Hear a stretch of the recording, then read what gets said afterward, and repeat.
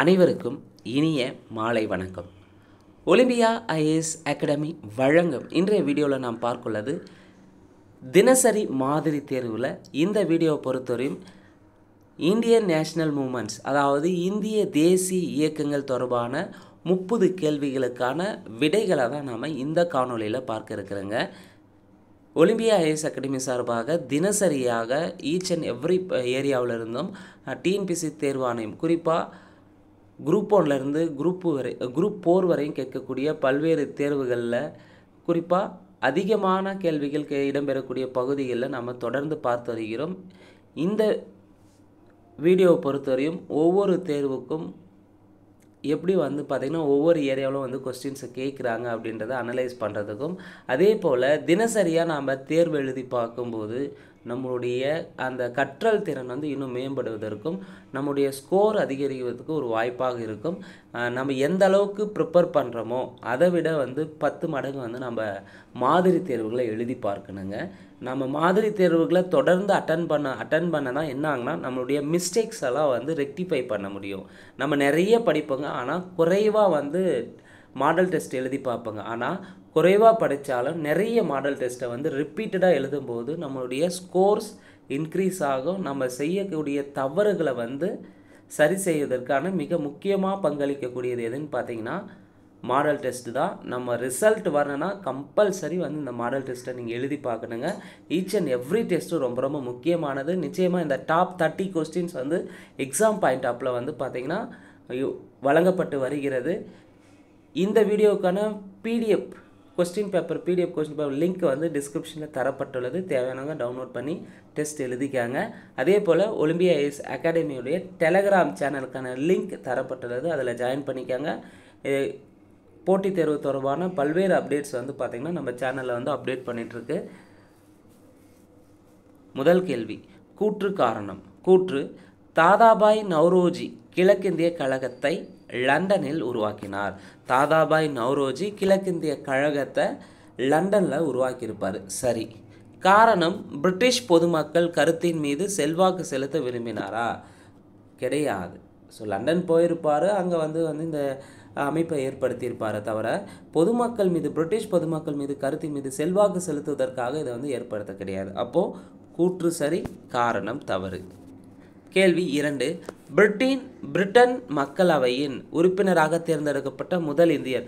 Britain மக்களவையின் உறுப்பினராக தேர்ந்தெடுக்கப்பட்ட முதல் இந்தியர் தாதாபாய் நவ்ரோஜி. கேள்வி 3, பின் வருபவர்களில் யார் தொன்மையான கலைகளுக்காக இந்திய சங்கத்தினை ஏற்படுத்தியவர்? தொன்மையான கலைகளுக்காக இந்திய சங்கத்தை ஏற்படுத்தியவர் அபினிந்திரநாத் தாகூர். தொன்மையான கலைகளுக்காக இந்திய சங்கத்தினை ஏற்படுத்தியவர் அபினிந்திரநாத் தாகூர். கேள்வி 4, இந்திய தேசியத்தை பண்பாடு சமய நடவடிக்கைகளோடு இணைத்தவர் யார்? இந்திய தேசியத்தை பண்பாடு சமய நடவடிக்கைகளோடு இணைத்தவர் ராதா குமுத் முகர்ஜி. கேள்வி 5, சொந்த கணக்கு தொழிலாளர்கள் நிகழ்வுகள் டேஸ் என குறிப்பிடப்படுகிறது. சொந்த கணக்கு தொழிலாளர்கள் நிகழ்வுகள் டேஸ் என குறிப்பிடப்படுகிறது. சுய சுரண்டல். கேள்வி 6, ஒரு பத்திரிகையாளராக பணியாற்றியதற்காக சிறைக்கு அனுப்பப்பட்ட முதல் இந்தியர் ஆவார். யார் பார்த்தீங்கன்னா பத்திரிகையாளர் ஒரு ஜெர்னலிஸ்டாக இருந்ததற்காகவே சிறைக்கு அனுப்பப்பட்ட முதல் இந்தியர் யார்? சுரேந்திரநாத் பானர்ஜி. கேள்வி 7, ட்ரியோ என சிறப்பாக அழைக்கப்பட்டவர்கள் லால் பால், லாலா லஜபதி ராய், பால கங்காதர திலகர், பிபின் சந்திரபால். ஸ்கூல் புக்கில் இருக்கும், 12th ஹிஸ்ட்ரியில் இருக்கும். இந்தியன் நேஷனல் மூமெண்ட்னால் பெரும்பான்மையான பாடங்கள் 12th புக்கில் ஹிஸ்ட்ரி புக்கில் கவர் ஆகிருக்கும். தெளிவாக படிச்சுக்காங்க.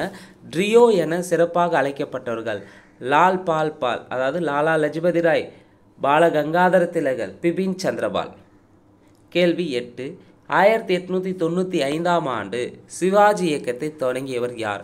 சிவாஜி இயக்கத்தை தொடங்குது 1895 தொடங்குது பால கங்காதர திலகர். கேள்வி 9, வேலண்டைன் சிரோல் என்பவரால் இந்திய கிளர்ச்சியின் தந்தை என்று அழைக்கப்பட்டவர் யார்? வேலண்டைன் சிரோல் என்பவரால் இந்திய கிளர்ச்சியின் தந்தை என்று அழைக்கப்பட்டவர் பால கங்காதர திலகர். கேள்வி 10. இந்திய எழுச்சியின் தந்தை என கருதப்பட்டவர் யார்? இந்திய எழுச்சியின் தந்தை என கருதப்பட்டவர் பாலகங்காதர திலகர். ஒரே கேள்வி தான், எப்படியெல்லாம் ரிப்பீட்டடாக மாற்றி மாற்றி கேட்டிருக்காங்க பாருங்கள். நான் 1895 சிவாஜி இயக்கத்தை தொடங்குனதும் பாலகங்காதர திலகர் தான். வேலண்டைன் சிரோல் என்பவரால் இந்திய கிளர்ச்சியின் தந்தை என்று அழைக்கப்பட்டவர் பாலகங்காதர திலகர் தான். இந்திய எழுச்சியின் தந்தை என கருதப்படுவரும் பாலகங்காதர திலகர் தான். அடுத்த கேள்வி, எந்த பழங்குடியின மக்களின் கிளர்ச்சி உல்குகான் என்று அறியப்படுகிறது? முண்டா கிளர்ச்சி என உல்குகான் கிளர்ச்சி என்று அழைக்கப்படுகிறது. இது 10th புக்கில் இடம்பெற்றிருக்கும். கேள்வி 12. சோட்டா நாக்பூர் பகுதியில் நடந்த மிகப்பெரிய பழங்குடியினர் கிளர்ச்சி எது? சோட்டா நாக்பூர் பகுதியில் நடந்த மிகப்பெரிய பழங்குடியினர் கிளர்ச்சி கோல் கிளர்ச்சி. கேள்வி 13. ராஜ்மஹால் பகுதியில் டொமின் ஈகோ என்றால் என்ன? ராஜ்மஹால் பகுதியில் டொமின் ஈகோ என்றால் என்ன? சந்தால் இனத்தவரின் இடத்தை குறிக்கும். சந்தால் கிளர்ச்சி வரக்கூடிய அவங்க இருந்த ஒரு பகுதியை தான் டொமினிகோன்னு சொல்லுவாங்க, சந்தால் இனத்தவரின் இடத்தை. ஹேம்சந்திரகாரின் பிரகடனம் டேஸ் கிளர்ச்சிக்கு வழிவகுத்தது? ஹேம்சந்திரகாரின் பிரகடனம் இண்டிகோ கிளர்ச்சிக்கு வழிவகுத்திருக்கும். கேள்வி 15. வல்லபாய் பட்டேலுக்கு, சர்தார் வல்லபாய் பட்டேலுக்கு சர்தார் பட்டம் எந்த விவசாயிகளால் வழங்கப்பட்டது? அவரும் வெறும் வல்லபாய் பட்டேல் தான் இருந்தது. அந்த சர்தார் என்ற முன்ன அந்த பட்டம் பார்த்திங்கன்னா பர்தோலி சத்தியாகிரகத்திற்காக வழங்கியிருப்பாங்க.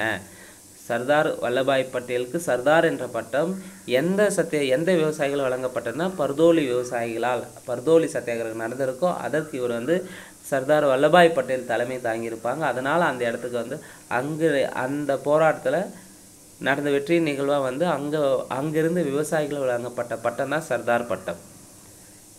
கேள்வி 16. 1857 ஆண்டு கிளர்ச்சிக்கு முந்தைய மற்றும் மிகவும் பிரபலமான கழகங்களில் இதுவும் ஒன்றாக இருந்திருக்கும். 1857 பெண்ணு இருந்தது என்னன்னா, 1857 முன்னே இருந்தது வேலூர் புரட்சி, வேலூர் இந்திய சிப்பாய்கள் கழகம் 1806. கேள்வி 17. 1857 ஆண்டு புரட்சி நாகரிகத்திற்கும் அநாகரிகத்திற்கு இடையேயான மோதல் என்ற கருத்தை கூறியவர்? 1857 நடந்த பெரும் புரட்சியை பற்றி கூற்று சொல்லியிருக்காங்க. இந்த புரட்சியை பொறுத்தவரையும் நாகரிகத்திற்கும் அநாகரிகத்திற்கு இடையேயான மோதல்னு சொன்னது யாருன்னா டிஆர் ஓம்ஸ். கேள்வி 18. 1857 என்ற புத்தகத்தை எழுதியவர் யார்? 1857 என்ற புத்தகத்தை எழுதுவது யார்னா doctor S N Sen. Doctor S N Sen. கேள்வி 19. இந்திய தேசிய காங்கிரஸ் உருவாக்கப்பட்ட ஆண்டு? இந்திய தேசிய காங்கிரஸ் 1885 டிசம்பர் 31 உருவாகியிருக்கும். இந்திய தேசிய காங்கிரஸ் 1885 ஐஎன்சி உருவாக்கப்பட்டது. கேள்வி 20. ஆலன் ஆக்டேனியும் எந்த ஆண்டு சென்னையில் பிரம்மஞான சபையின் கூட்டம் ஒன்றிற்கு தலைமை தாங்கினார்? ஆலன் ஆக்டேனியும் என்பவர் 1884 டிசம்பர் மாதத்தில் சென்னையில் பிரம்மஞான சபை கூட்டம் நடந்திருக்கும். அந்த கூட்டத்திற்கு தலைமை தாங்கியிருப்பார் டிசம்பர் 1884. கேள்வி 21.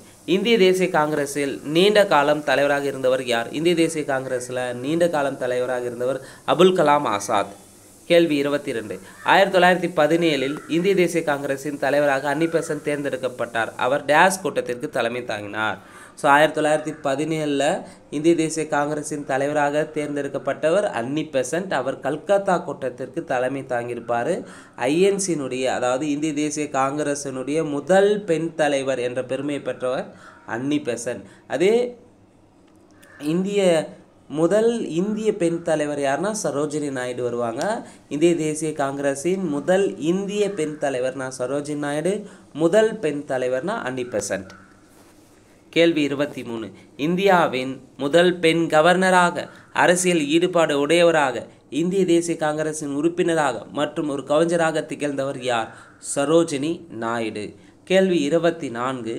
எந்த காங்கிரஸ் அமர்வில் முழு சுதந்திரத்தை அதாவது பூர்ண சுவராஜ் தனது குறிக்கோளாக அறிவித்தது? 1929 லாகூர் ஐஎன்சி மாநாட்டில் தான் முழு சுதந்திரத்தை தனது குறிக்கோளாக அனௌன்ஸ் பண்ணியிருப்பாங்க இந்திய தேசிய காங்கிரஸ். இந்த லாகூர் அமர்வுக்கு யார் தலைமை தாங்கியிருப்பாங்கன்னா ஜவஹர்லால் நேரு தலைமை தாங்கியிருப்பார். கேள்வி 25. பூர்ண சுவராஜ் எப்போது அறிவிக்கப்பட்டது? பூர்ண சுவராஜ் 1930 ஜனவரி 26 கொண்டாடியிருப்பாங்க பூர்ண சுவராஜ், முழு சுதந்திரம். கேள்வி 26. இந்தியாவிற்கு சுதந்திரம் தர வேண்டும் என்ற தீர்மானத்தை காங்கிரஸ் காரிய கமிட்டி டேஸ் சந்திப்பில் நிறைவேற்றியது? இந்தியாவிற்கு சுதந்திரம் தர வேண்டும் என்ற தீர்மானத்தை காங்கிரஸ் காரிய கமிட்டி வார்தா சந்திப்பில் நிறைவேற்றியிருப்பாங்க. கேள்வி 27. 1931ஆம் ஆண்டு கராச்சியில் நடைபெற்ற இந்திய தேசிய காங்கிரஸ் மாநாட்டிற்கு தலைமை தாங்கியவர். ரொம்ப முக்கியமான ஒரு ஐஎன்சி மாநாடு, கராச்சி ஐஎன்சி மாநாடு. கராச்சி ஐஎன்சி மாநாடு 1931. இதற்கு தலைமை தாங்கந்து சர்தார் வல்லபாய் பட்டேல். அடிப்படை உரிமைகள் தொடர்பாக தீர்மானம் நிறைவேற்றியிருப்பாங்க. எந்த மாநாடுனா இந்த கராச்சி ஐஎன்சி மாநாடு தான் தீர்மானத்தை நிறைவேற்றியிருப்பாங்க. இதுவும் கேட்டிருக்காங்க. அடிப்படை உரிமைகள் தொடர்பாக எந்த ஐஎன்சி மாநாட்டில் தீர்மானத்தை வாசிச்சிருப்பாங்கன்னா கராச்சி ஐஎன்சி மாநாடு. தலைமை தாங்கந்து சர்தார் வல்லபாய் பட்டேல். கேள்வி 28. இந்திய தேசிய காங்கிரஸின் பாதுகாப்பு வாழ்வு கோட்பாடு என்ற கருத்து எங்கிருந்து உருவானது? பாதுகாப்பு வாழ்வு கோட்பாடு என்ற கருத்து வில்லியம் வெட்டன்பர்க்கிட்டேருந்து உருவாகியிருக்கும். கேள்வி 29. ரவீந்திரநாத் தாகூரின் பரிந்துரையின்படி கொண்டாடப்படும் வங்க பிரிவினை தினம் ராக்கி பந்தன் தினம். ராக்கி பந்தன் தினம் வங்க பிரிவினை தினத்தை என்னன்னு கொண்டாடுறாங்க? ரவீந்திரநாத் தாகூர் பரிந்துரைப்படி ராக்கி பந்தன் தினமாக கொண்டாடியிருப்பாங்க. கேள்வி 30. தவறான இணை எது? தவறான இணை எதுன்னு பார்த்தீங்கன்னா 4 ஆப்ஷனில் எது தவறுன்னு கேட்டிருக்காங்க. சம்பரான் சத்தியாகிரகம் நடைபெற்ற ஆண்டு 1917. சரி. வகுப்பாத விருது வழங்கப்பட்டது 1932. சரி. அகமதாபாத் ஆலை தொழிலாளர் வேலை நிறுத்தம் நடைபெற்றது 1919. தப்பு. அகமதாபாத் ஆலை தொழிலாளர் வேலை நிறுத்தம் 1918 நடந்திருக்கும்.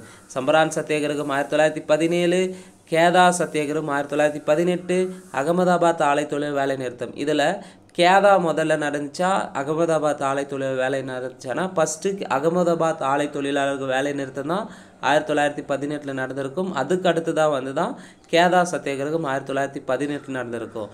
இதையும் காலவரிசைப்படுத்துன்னு சொல்லிட்டு டிஎன்பிசியில் கேட்டிருக்காங்க. அப்போ சம்பரான் சத்தியாகிரகம் 1917, அகமதாபாத் ஆலை தொழிலாளர்கள் வேலை நிறுத்தம் 1918, மூணாவது வர வேண்டியது கேதா சத்தியாகிரகம் 1918. அதுக்கு அடுத்து 4 பர்தோலி தீர்மானம் பர்தோலி சத்தியாகிரகம் 1922 வரும். பர்தோலி தீர்மானம் 1922. பர்தோலி சத்தியாகிரகம் பர்தோலி சத்தியாகிரகம் சர்தார் வல்லபாய் பட்டேல் தலைமை தாங்கியிருப்பாங்க.